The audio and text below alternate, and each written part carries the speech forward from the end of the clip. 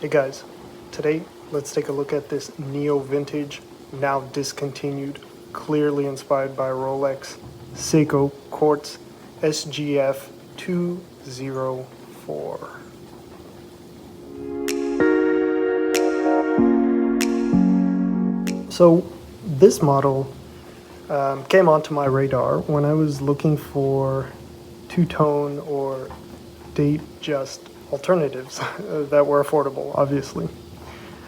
You know, I think this part of its fame comes from people thinking it was in American Psycho. However, from my understanding, if you look more closely, I believe he's wearing a very similar Seiko, but it's the Seiko 5 sports model that comes in an automatic movement. And this, as you can see, is quartz. And I know a common theme on my channel is I constantly speak about how important it is for the quartz secondhand to hit all the markers. And as you can see, this watch is doing that consistently. So again, that's why I hold some of these bigger brands to a little bit of a higher standard, like a Tissot, for example. That if Casio can do it, if Seiko can do this fairly consistently, I expect them to do it. And I understand the engineering behind it. So this watch, some interesting things about it is, I believe this watch came out in somewhere in the late 80s to early 2000s. And of course there's a couple different versions, some with different case backs and different clasp. And I'm sure the Seiko fanboys can look at the back of the case and be able to tell me what year it came from. But from my understanding, you kind of have to know the range of years it came out in to fully decipher those numbers on the back. I purchased this from eBay. Obviously, it was not new, but it was actually new old stock, meaning it was old in the sense that it's not on sale anymore, but it was unused. Purchased it directly from Japan, which, if I'm looking for kind of vintage or neo-vintage or just secondhand items, particularly Japanese watches or watches in general, I always recommend if you can get it from Japan, get it from there. Obviously, you're going to have to pay a little bit more in terms of import fees or duties, depending on where you are. However, I think their culture is just ingrained in them to take care of their items. Because of that, I think you're going to be getting a well taken care of and loved item.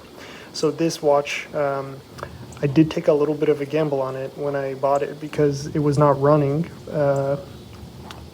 But the owner said, he didn't want to open up the back. It could be just the battery. So because it was quartz and it looked new, I figured and it's a Seiko, I figured that's all it was. So when I got it, I put a battery in and voila, that's all it was. So I was really happy about that because I got it at a good deal. I apologize, I don't have the exact figure off the top of my head, but I think I got it somewhere between $250 to $300, which I think I'm pretty happy with that.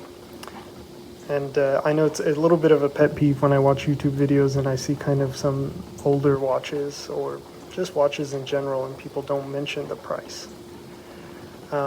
So some things that are interesting or that I like on this watch is, despite how cheap it is, you actually get at least a part of the bracelet solid links. Now, of course, the end links are hollow, but the links of the bracelet itself, at least these stainless steel colored ones, are solid. The coated gold ones are hollow, but that's okay. It doesn't really bother me on wrist, because something that really scares me away from these cheaper Casio watches, is being a hairy guy myself, is when the watch bracelet nicks your hairs, and I've never experienced that on this watch. I actually had a digital Casio speed timer designed by Giugiaro, and I really loved everything about it, but it nicked my hairs, so simply because of that I had to sell it. yeah, the clasp, although it's pressed, you know, that's in line with kind of the standard of the times. Seiko, something about the way they make their items is just kind of satisfying, even their quote-unquote cheap press clasp. It is 36 millimeters in diameter, so it's going to wear like a slim Datejust because of how thin it is. It looks like it's probably sub 10 millimeters, or right around 10 millimeters in terms of thickness.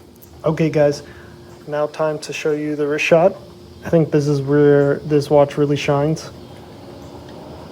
That's how it looks on my 6.5-inch wrist. And because of this kind of vintage style, you can wear it loose. It's so light. You can wear it loose, and I think it's perfectly fine. It kind of fits that style. It has that, you know, maybe the kids call it old money aesthetic, or, you know, the way I see it is I can see, like, you know, a grandfather or my grandfather or your grandfather wearing this. And, you know, I think with time the two-tone will come back in fashion. Closing out, I wanted to debut something new to the channel. I'm gonna show some shots of this watch under the microscope lens. I'll either give you some photos or videos, so we'll see how that turns out. Apologize for the sound you hear in the background, but that's South Texas in the summer. And lastly, in the future, I'll be getting some additions to the channel, like I'll be improving the phone that I'm recording on. This phone does have a microphone issue, so apologize if, you know, the sound quality isn't the best. I did get a wireless microphone. However, I found that it did its job in the sense that it isolated my voice.